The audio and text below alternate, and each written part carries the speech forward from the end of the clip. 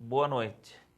No ar, mais uma edição do programa Arcanos Celestes, uma série inédita na televisão brasileira que visa divulgar a obra do cientista, filósofo e teólogo Emanuel Swedenborg, revelador das doutrinas celestes. Esse programa vai ao ar todas as terças-feiras às 19 horas, pelo canal 5 da NET e pelo canal 72 da TVA. E pode ser acessado também pelo www.arcanocelestes.com e pelo www.cwbtv.net. As perguntas podem ser encaminhadas para o nosso e-mail de contato, que é o arcanocelestes@gmail.com, e os livros podem ser solicitados pelo telefone 3027 4741. Conosco, mais uma vez, nesta noite, o ministro Vicente Nobre, vindo de Jundiaí, São Paulo, e o reverendo Andy Heilman, vindo dos Estados Unidos. E falaremos sobre o segundo advento do Senhor. Reverendo Andy, como esse assunto é explicado pela Nova Igreja? A ideia do segundo advento é bem profetizado na letra da palavra e tem várias profecias disso, mas os principais nós encontramos no capítulo 17 de Lucas, capítulo 24 de Mateus e também no livro total do Apocalipse.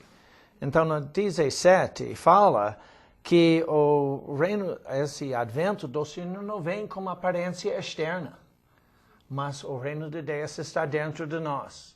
Então, por isso, nós devemos pensar que quando nós pensamos sobre o advento do Senhor, não é uma causa externa, mas uma coisa interna.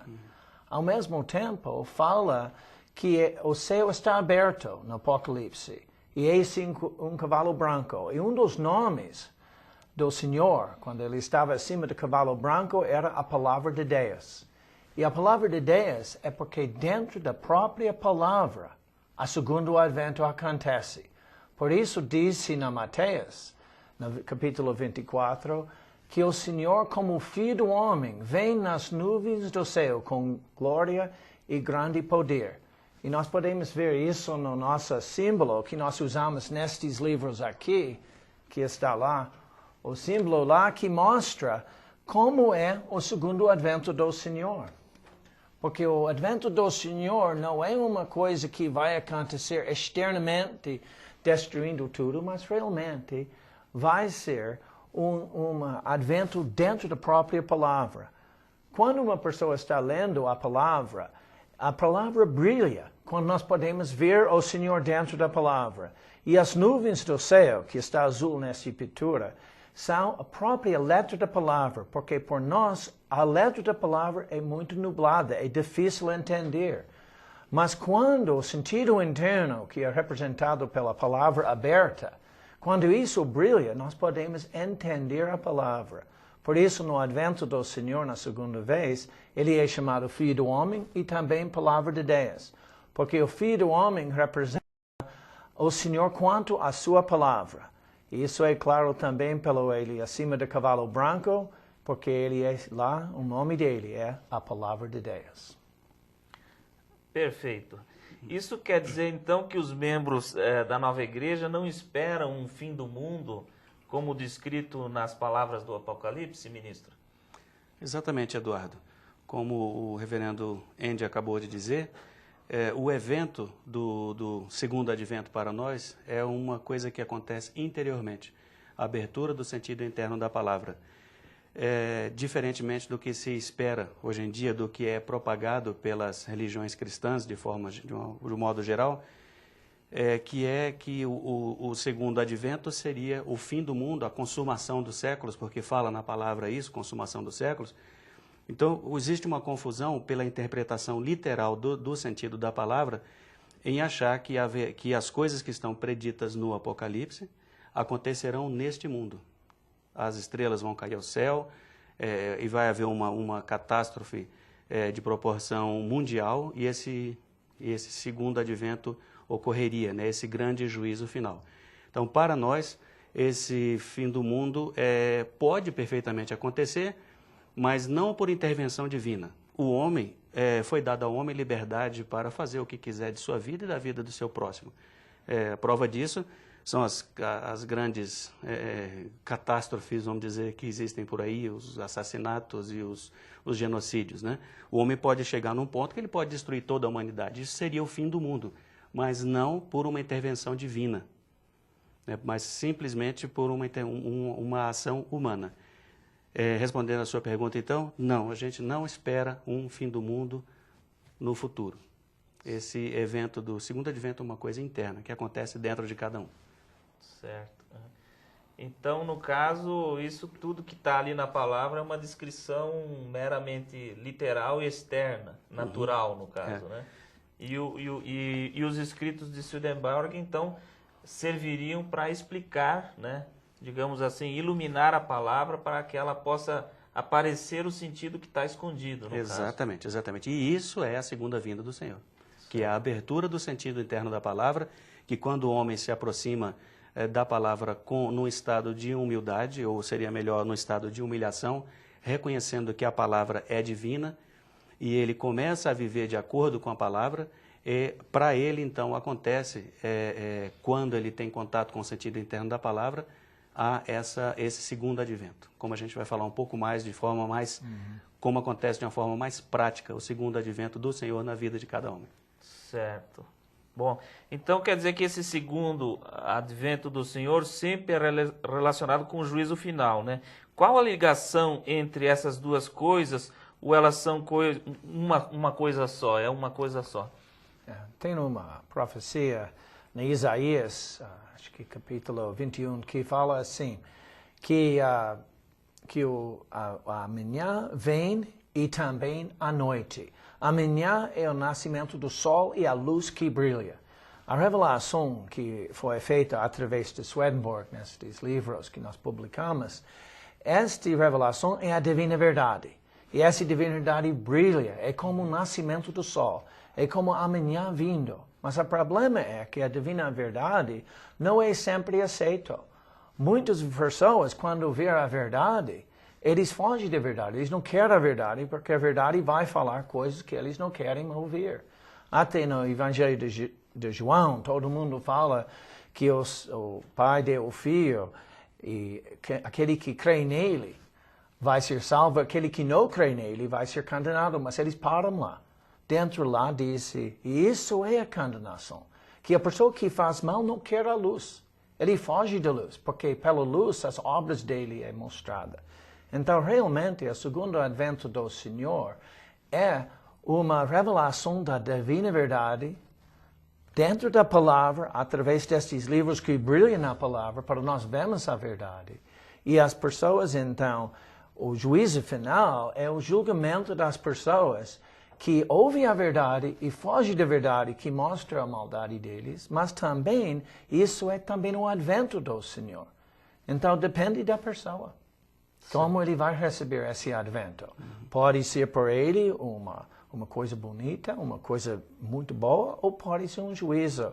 E realmente, dentro de todos nós temos as partes boas e más. A parte bom dentro de nós, que quer ouvir a verdade, isso é o vindo do Senhor. Mas a parte mal dentro de nós, que quer fugir disso, nós podemos afastar destes males. Então vem o juízo final também em nós, por exemplo, na mesma pessoa. O advento e o juízo, ou quer dizer amanhã e também à noite. Exato. E só complementando o que o reverendo Andy disse, Eduardo, esse juízo final também acontece para cada pessoa quando ele deixa esse mundo. Nós já até falamos sobre isso em alguns programas atrás, porque diariamente, ou a cada minuto da nossa vida, nós fazemos juízos. Nós temos a liberdade de escolher entre fazer o que é correto, justo, bom e verdadeiro, e o que é injusto e desonesto, né, e mentiroso. E o homem, ele escolhe constantemente. Ele está fazendo pequenos juízos na vida dele.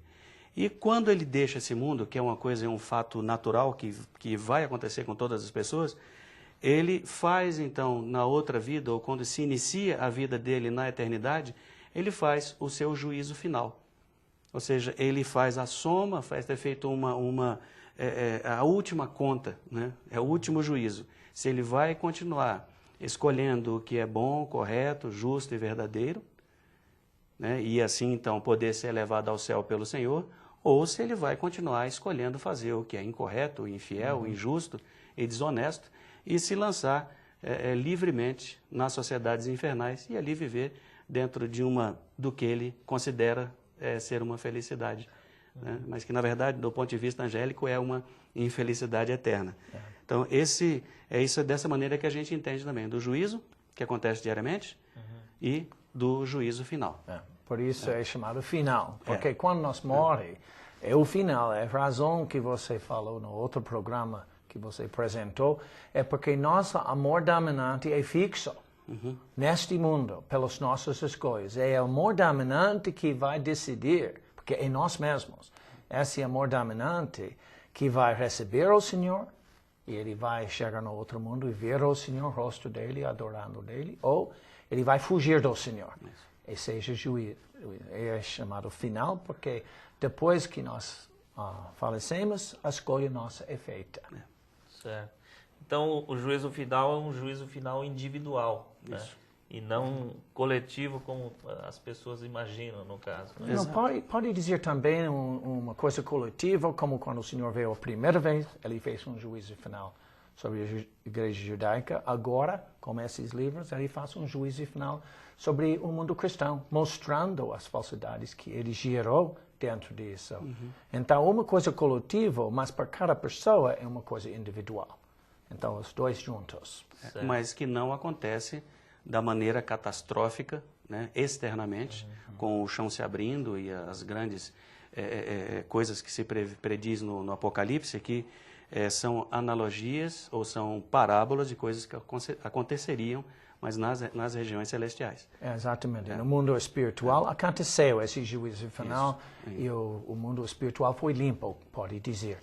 Porque antes disso foi uma confusão e quando o Senhor fez a segunda vinda no mundo espiritual, foi uma separação entre os males e os bons, como os velhos e os bodes, um no lado direito, outro no lado esquerdo. E para nós da Nova Igreja, Eduardo, essa segunda vinda do Senhor, essa grande separação que o Senhor fez, esse julgamento de forma coletiva, ocorreu em 1757. Iniciou-se nos primeiros meses de 1757 até mais ou menos o final do ano, daquele mesmo ano. Foi quando o Senhor, nesse ano, fez essa separação das ovelhas e os bodes, ou dos bons espíritos e maus espíritos que estavam vivendo coletivamente na região espiritual. E isso coincidiu com o lançamento das obras dele, no caso, que foram reveladas a ele e que vieram ao mundo material, no Exatamente. caso, publicadas no mundo material. Exatamente. O livro principal que fez o preparo para isso foi os Arcanos Celestes. Depois dos Arcanos Celestes foi feito, veio esse juízo final e depois veio os outros livros. Certo. Só para dar uma chamada, lembrando um pouco as pessoas que nos ouvem, que nós estamos falando, o tema da nossa conversa de hoje e das conversas de todos os nossos programas estão relacionados com os livros de Swedenborg, né? Emanuel Swedenborg, que é um sueco, né, do século XVIII, né, um grande cientista, um grande teólogo, né, e uma pessoa que revolucionou, digamos assim, não só as ciências, né, e as letras do século XVIII, como ele trouxe essas revelações para nós, mostrando o sentido interno, espiritual, que estava escondido na palavra do Senhor, né, tanto no Velho como no Novo Testamento, né. Bom, prosseguindo, ministro Vicente, houve algum efeito imediato do segundo advento do Senhor no mundo natural? Como nós falamos agora há pouco, até você mesmo citou, pode-se dizer que o único efeito imediatamente após o juízo final ocorrido no mundo espiritual, foi a abertura do sentido interno da palavra e a publicação das doutrinas celestes, que são o sentido interno da palavra, né? Esse foi imediato foi praticamente o único efeito no mundo natural, se é que pode chamar isso de efeito, né?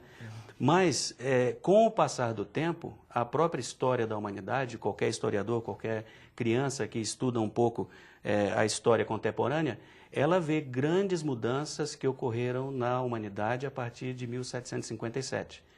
Nós temos os países que foram, por um exemplo, os países que foram gradativamente eliminando a escravidão, ou seja, a abolição da escravatura, temos a Revolução Industrial, temos todo o desenvolvimento tecnológico ocorrido nos últimos 2 séculos. Revolução Francesa. Então, esses são efeitos que nós, da Nova Igreja, consideramos como efeitos desse juízo final. Porque existia uma grande por assim dizer, nuvem cobrindo a mente humana, que impedia que as verdades da palavra pudessem ser entendidas livremente e que bloqueavam não somente o desenvolvimento espiritual das pessoas, mas também o desenvolvimento material, porque o homem é um ser de 2 mundos. Se ele bloqueia a mente espiritual, ele fica também bloqueado para as coisas naturais. Isso não quer dizer, não estou dizendo aqui que a abertura da mente espiritual automaticamente leva ao progresso natural, porque nós não cremos na doutrina da prosperidade, né? Isso é bem claro, deixar bem claro isso. Mas essa limpeza que houve, né, no mundo espiritual favoreceu a um desenvolvimento material da humanidade. E esse desenvolvimento material começou com o desenvolvimento da racionalidade do homem, que abriu-se de forma muito mais clara e muito mais rápida e muito mais clara, evidente, né, do que havia acontecido antes. E o efeito que nós temos hoje, que a própria doutrina fala, é que o homem pode entrar livremente ou com o entendimento nos mistérios da fé. Esse é um efeito que nós podemos dizer assim, bem imediato, né, dessa segunda vinda do Senhor, desse segundo advento. O homem pode hoje ler a palavra e, sem medo de ferir a palavra, é lógico que ele se aproxima da palavra sabendo que ela é santa, sabendo que ela é divina. Com reverência, ele pode virar e dizer, por que disse isso aqui e ali adiante diz uma coisa completamente contrária? Por que o Senhor manda amar uns aos outros aqui e logo em seguida ele manda que o povo de Israel saia e destrua completamente aquele povo, inclusive mulheres, crianças e tudo? Né? Sem medo de ferir a palavra, mas pela liberdade espiritual, racional, dada ao homem após o segundo advento, ele pode, pelas doutrinas celestes, entender que o Senhor estava dizendo isso aqui, e aqui ele estava dizendo a mesma coisa, mas de forma diferente. É como se fosse aprender uma nova língua, né? Exato. Uma nova língua. Exato. Então, esse foi um efeito imediato, né? Que eu posso dizer assim, no mundo natural, esse efeito invisível, chamado liberdade de pensamento, que aconteceu. Um outro efeito dessa segunda vinda do Senhor, de a gente saber, ter ciência de que não vai acontecer uma catástrofe no momento, no futuro que a gente não sabe quando, pode ser daqui a 1 minuto, daqui a 1 ano, daqui a 6 meses, o grande alívio que as pessoas têm em saber que aquilo não vai acontecer, que aquilo acontece naturalmente dentro de cada um, quando ele evita os males como pecado, lê a palavra sabendo que ela é santa e começa a aplicar aquelas verdades em sua vida. Aí acontece aquele juízo dentro. Os ervos daninhos e ele também pode cultivar o solo. Então, para fazer isso, espinhos representam nossas cobiças e nossos males. Tirando os mal hábitos nossos, os ódios, as vinganças, isso tira os espinhos, para eles não estrangular a nova verdade quando chega. Também, quando está tirando as pedras, isso quer dizer que não faz um milagre de um momento para outro. E também, quando ele dura, cultivando, pensando sobre a verdade. Então, quando faz isso, tem bom solo. E isso vai dar o fruto, como disse na parábola. Só complementando, Eduardo, rapidamente, como o Andy falou, trabalhar o solo, ou seja, o homem entender, fazer esses julgamentos e entender a sua vida, analisar com honestidade e ver as coisas que ele faz que fere o próximo e ferem ao Senhor e começar a evitar essas coisas como pecado. Essa é a melhor forma que o homem se prepara para ele poder entender as verdades da palavra e ocorrer essa segunda vinda nele. Certo. Então, agora só rapidamente, que o nosso tempo está se esgotando, quais são os sinais da segunda vinda do Senhor em nossas vidas? Como já falei, né? O primeiro sinal é esse alívio, né? De saber que o Senhor já veio e Ele está disponível como um Pai de todo amor, de toda bondade. Ele nos abraça no melhor momento de nossa vida. E também quando o homem começar a viver para o próximo, né? E viver para o Senhor. Começar a agir de uma forma honesta, justa, sincera, não porque ele quer ter um benefício pessoal nisso, mas porque é bom viver assim. Qualquer pessoa, então, que viva dessa forma, mesmo que não saiba que o Senhor já veio, ele pode se dizer, então, que o Senhor poderá vir à vida dele, na vida dele. Também o sinal, disse, eles pediram o Suedmo, qual vai ser o sinal? Ele disse, só um sinal, iluminação. Quer dizer, nós podemos entender a palavra e podemos ver o Senhor Jesus dentro da palavra. Isso é o sinal que o segundo advento aconteceu. Muito bem, então o nosso tempo infelizmente é pequeno, nós poderíamos falar muitas coisas ainda mais, né? Mas queria agradecer ao ministro Vicente Nobre, né? Obrigado a você. O reverendo Andy pela presença aqui em nosso programa, agradecer ao telespectador amigo, né, pela audiência e lembrar que todas as terças-feiras às 19 horas estaremos novamente com vocês. Uma boa noite a todos, com a graça de nosso Senhor Jesus Cristo. Amém.